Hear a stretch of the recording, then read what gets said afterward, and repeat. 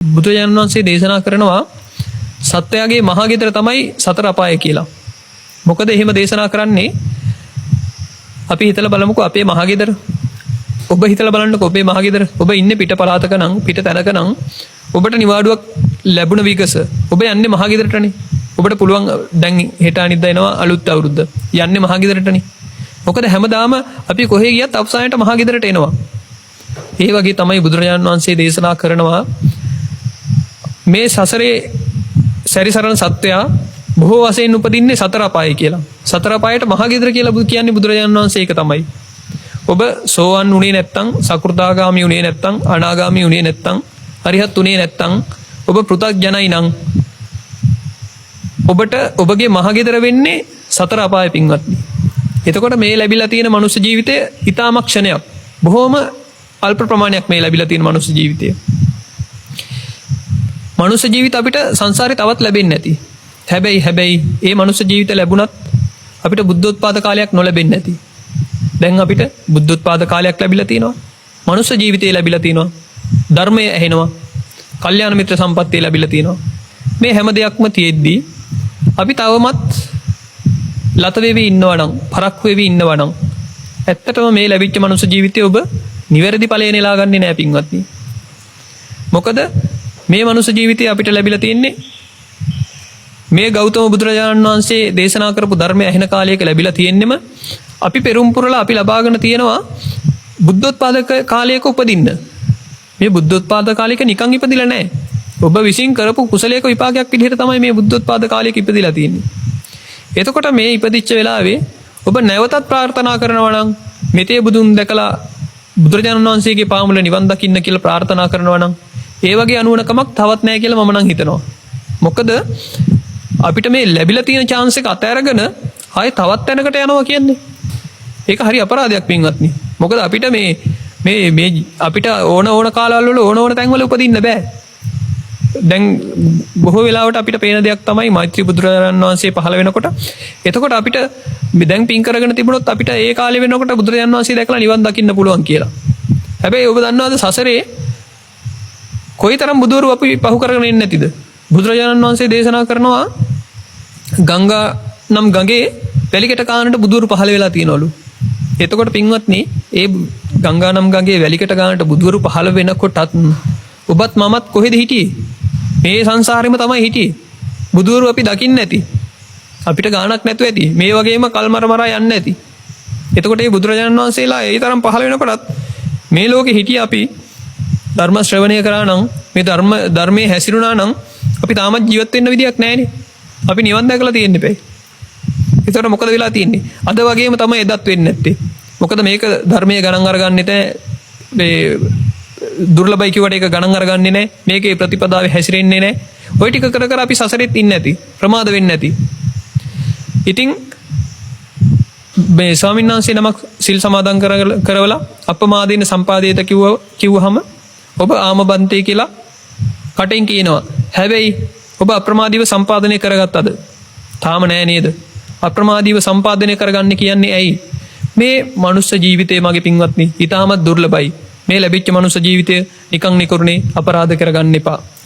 මොකද මේ ලෝකේ මගේ පින්වත්නි අපිට මරණය කියන එක කොයි වෙලේ එයිද දන්නේ නැහැ.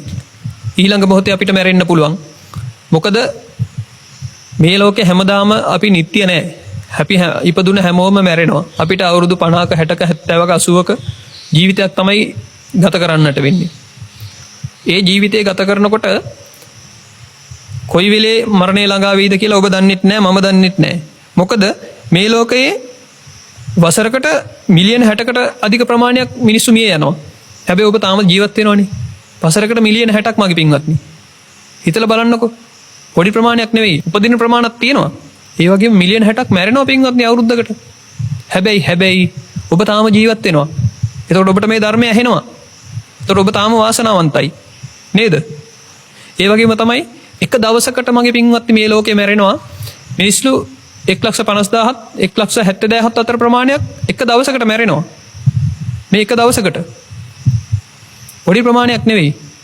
එතකොට ඊළඟම අද දවසේ හෙට දවසේ මේ මරණය ඔබ වෙන්න පුළුවන් මම වෙන්න පුළුවන්. එතකොට මේ මනුස්ස ජීවිතේ ලැබිච්ච එක නිකම්ම නිකරුණේ ගෙවිලා යනවා පින්වත්නි. එතකොට මේ ඊළඟ දවසේ අපිට මැරුණොත් මොකද වෙන්නේ? අපි මේ ධර්මය අවබෝධ කරගෙන නැත්නම්, අපි මේ ධර්මයෙන් වැඩක් ගත්තේ නැත්නම් අපේ මනුස්ස ජීවිතයත් ඊළඟට අර මම කිව්වා වගේ සතර අපායක වෙන්න පුළුවන්. අපේ මහගෙදර වෙන්න පුළුවන් වැටෙන්නේ. ඒ වගේම තමයි පින්වත්නි, පැයකට මේ දැන් තියෙන දත්ත අනුව තියෙනවා පැයකට 6250ත් 7100ත් අතර ප්‍රමාණයක් පැයක් ඇතුළත මැරෙනවා මිනිස්සු. හැබැයි මේ පැයේ ඔබ ජීවත් වෙනවා. නේද? ඒක තමයි බුදුරජාණන් වහන්සේ කියන්නේ අප්‍රමාදේන සම්පාදිත. අප්‍රමාදීව සම්පාදනය කරගන්න. ධර්මයේ හැසිරෙන්න කියනවා බුදුරජාණන් වහන්සේ. හිස ගිනිගත්ත මිනිස්සෙක් ඒ ගින්න නිවන්න උත්සාහ කරනවට වඩා වේගයෙන්. හැබැයි ඔබ තමන් ප්‍රත්‍යක්ෂා කරලා බලන්න.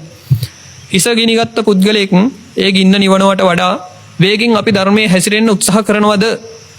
ඔබ තමන් හිතලා බලන්න. ඒ වගේම තමයි එක විනාඩියකට මගේ පින්වත්නි මේ ලෝකේ මිනිස්සු 104ත් 120ත් අතර ප්‍රමාණයක් මැරෙනවා. එක විනාඩියකට. එතකොට මේ විනාඩිය ඔබ ජීවත් වෙනවනේ. හැබැයි ඔබ දන්නවද ඊළඟ විනාඩියේ ඔබේ මරණය වෙන්න පුළුවන්. මගේ මරණය වෙන්න පුළුවන්. එතකොට මොකද කරන්නේ? ඊළඟ විනාඩියේ මරණය ආවොත් ඔබ තාම ප්‍රමාදී නම්. ඒ වගේම තමයි මගේ පින්වත්නි තප්පරයක් ගත්තොත් තප්පරයකට මිනිස්සු දෙකකට ආසන්න ප්‍රමාණයක් මැරෙනවා. එක තප්පරයකට මිනිස්සු දෙකක් මැරෙනවා මේ ලෝකේ. ඊළඟ තප්පරේ ඔබගේ ජීවිතේ වෙන්න පුළුවන් නැති වෙන්නේ. මගේ ජීවිතේ වෙන්න පුළුවන් නැති වෙන්නේ. එතකොට ඔබ තවත් බුදුරජාණන් වහන්සේ කෙනෙක් පාමුල ධර්ම අවබෝධය කරන්න කියලා හිතන් ඉන්නවා නම් දැන් මේ ලැබිච්ච මනුස්ස ජීවිතය නිකන් නිකරුණේ ගෙවනවා නම් කොයිතරම් අපරාධයද පින්වත්නි. ඊළඟ තප්පරේ ඔබේ ජීවිතේ නැති වෙන්න පුළුවන්. කිසිම කෙනෙක් මගේ පින්වත්නි මේ අවුරුද්දේ මම මැරෙයි, මේ සතියේ මම මැරෙයි, අද මම මැරෙයි, අද මේ පැය ඇතුළත මම මැරෙයි, ඊළඟ තප්පරේ මම මැරෙයි, මේ තප්පරේ මම මැරෙයි කියලා කවුරුත්ම හිතුවේ නෑ පින්වත්නි. මොකද මරණය කියන එක අපිට ලැබුණේ කිසිම වෙලාවක නොහිතපු වෙලාවකමයි අපිට මරණය ලැබිලා තියෙන්නේ. කවුරුත් මේ බලාපොරොත්තුෙන් හිටියේ නෑ මගේ දැන් නම් මේ ජීවිතේ මට කරගන්න තියෙන වැඩ කටයුතු ඉවරයි. ඒක නිසා දැන් නම් මට මැරෙන්න හරි කියලා මැරිච්ච කෙනෙක් නෑ. එහෙම මැරුණනම් මැරුණේ පිරිනුවම් පෑවේ බුදු කෙනෙක්, රහතන් වහන්සේ කෙනෙක් විතරමයි පින්වත්නි. මේ ලෝකේ කරගන්න තියෙන දේ ඉවරයි කියලා මරණයට සූදානම් වුණේ. එහෙම නැතුව පුතඥ ඔබ අප වගේ කෙනෙක් කවමදාකවත් මරණයට සූදානම් වෙලා මැරුන්නේ නැහැ පින්වත්නි. මොකද මරණයට සූදානම් වෙන්න අඩුම ගානේ සතර අපායෙන්වත් නිදහස් වෙලා ඉන්න එපේ. සෝවාන් ඵලයේවත් අපි පත් වෙන්න එපේ. අඩුම ගානේ සෝවාන් ඵලෙ නැත්තම් චුල්ලසෝතාපන්න භාවයවත් ඒ ටිකවත් අපි කරගත්තේ නැත්තම් හරි අපරාධ මේ ලැබිච්ච මනුස්ස ජීවිතේ මගේ පින්වත්නි. මොකද මගේ පින්වත්නි මරණය කියන එක ඔබට මට දැන් මේ ආරණ්‍ය සේනාසනේ ඉන්නකොට ඊළඟ මොහොතේ අලියෙක් ඇවිල්ලා ගහලා මැරෙන්න පුළුවන්. ඒ ඔබ පාරේ නම් ගමන් කරන්නේ පාරේ යනකොට වාහනයක් ඇක්සිඩන්ට් වෙලා මරණය සිද්ධ වෙන්න පුළුවන්. ඔබ බලන්න චූටි කාලේ ඉඳන් ඔබ දැකපු මිනිස්සු, ඔබගේ ගමේ මිනිස්සු, ඔබ හිතවත් මිනිස්සු කොයිතරම්නම් මිනිස්සු මැරිලා තියෙනවද? එතකොට මැරෙන්න වයසක් තියෙනවද? නැහැ. අම්මගේ බඩේ ඉඳන් සමහර මිනිස්සු මැරෙනවා. සමහර මිනිස්සු අම්මගේ බඩෙන් ඉපදිලා මාස ගාණෙන් සති ගාණෙන් මැරෙනවා.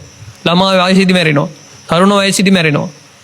ඊට පස්සේ මැදි වයසේදී මැරෙනවා. මහලුණාම මැරෙනවා. කොහොම ගියත් මරණයටපත් වෙනවා.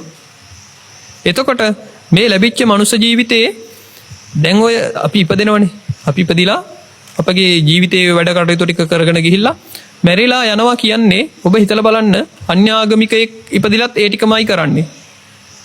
තිරිසන් සතෙක් ඉපදිලත් ඒ ටිකමයි නම් කරන්නේ. එතකොට මේ බුද්ධෝත්පාද කාලයක් ලැබිලා බෞද්ධ ජීවිතයක බෞද්ධ මිනිස්සෙක් වෙලා ඉපදිලා ඔබත් ඒ ටිකම කරලා මැරිලා යනවා නම් කොයිතරම් අපරාධයද පින්වත්නි. මේ ක්ෂණ සම්පත්තිය ලැබුණේ අපිට බොහෝම කලාතුරකින්. මේක අතහැර ගන්න එපා. ඊළඟ මොහොතේ ඔබේ මරණය වෙන්න පුළුවන්. හැම තප්පරයකටම මිනිස්සු දෙන්නෙක් මැරෙනවා.